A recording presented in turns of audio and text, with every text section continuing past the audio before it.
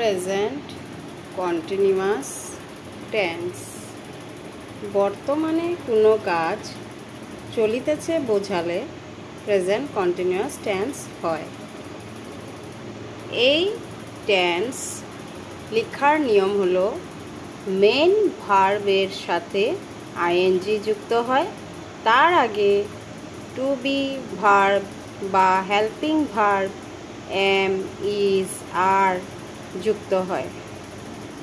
যেমন first person singular I এর সঙ্গে am, first person plural we এর সঙ্গে আর, সেকেন্ড পারসন সিঙ্গুলারের সঙ্গে ইউ আর, প্লুরাল দরকার হয় না। থার্ড পারসন সিঙ্গুলার যেমন he is, she is, it is, etcetera. Third person প্লুরালের সঙ্গে দে আর, দেয়ার আর, আরও অনেক ওয়ার্ড আছে এরকম থার্ড পারসনের সঙ্গে আর যুক্ত হয়। এক্সাম্পল, আমি এখন একটি বই পড়িতেছি।